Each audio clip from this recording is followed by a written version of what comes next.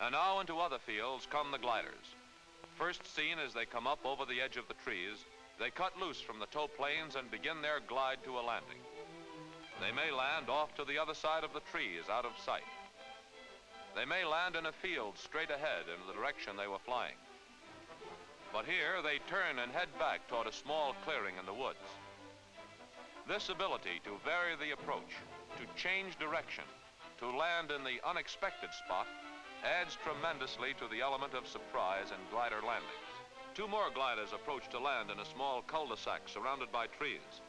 They must land accurately in this spot. It may mean they approach upwind. It may be crosswind. It may be downwind.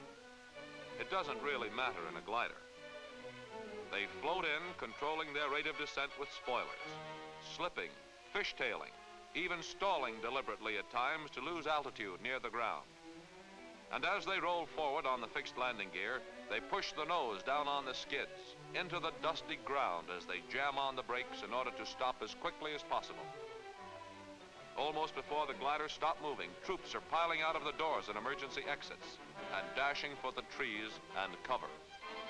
More gliders pour into a small clearing with thick trees on all sides and scrub growth scattered throughout the area.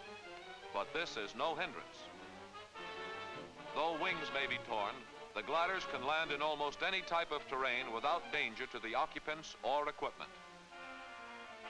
While on the ground, rolling on the landing gear, there's still much controllability.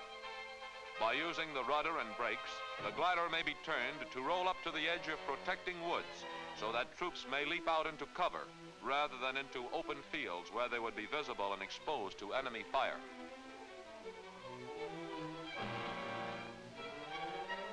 The gliders land in a dense pattern, coming swiftly into the small areas, depositing large numbers of troops and equipment in fields such as may be found almost anywhere in the world. They sweep in from all sides in a bewildering rush of airborne striking power, landing with combat troops which are ready to leap out and fight almost before the glider stops moving.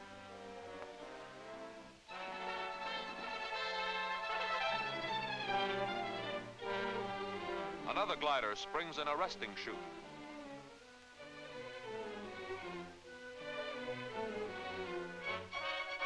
Now the gliders are almost all on the ground, and as they slide to a stop, it's only a matter of seconds for the airborne troops to open the doors, push out the emergency exits, and leap from the glider. And now the tempo of ground activity quickens. Jeeps lurch out of gaping glider noses. Troops from many gliders rush past.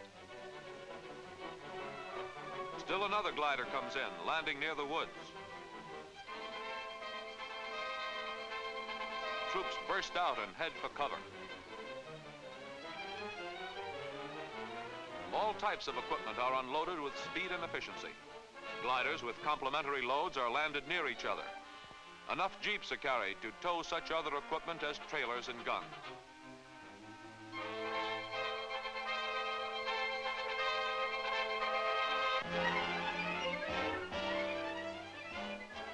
The 37mm anti-tank gun comes out of a glider which has been landed close behind one with a jeep. Both are unloaded by their crews, rolled up, hitched together, and headed for the woods at top speed, past the row of other gliders which have landed in an accurate line at the tree's edge. A special cable attached to the rear of the jeep raises the nose of the glider as the jeep starts forward.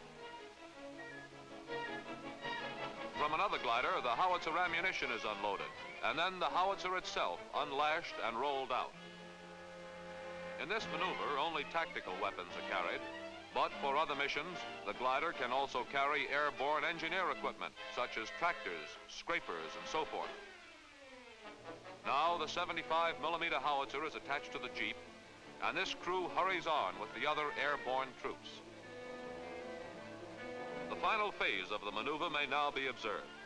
A portion of compactly landed troops extend themselves through the covering woods, swiftly taking positions.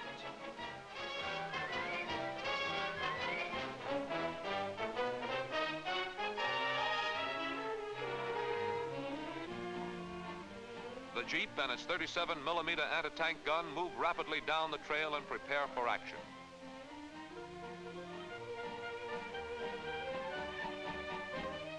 Within a few moments, a large body of troops has been transported to an area, has unloaded a large quantity of artillery, small weapons, ammunition, and other supplies, and is now spreading out into the area. This quiet forest scene, a moment ago empty, now bristles with weapons and armed troops. And again, as they conceal themselves, the forest returns once more to its original appearance.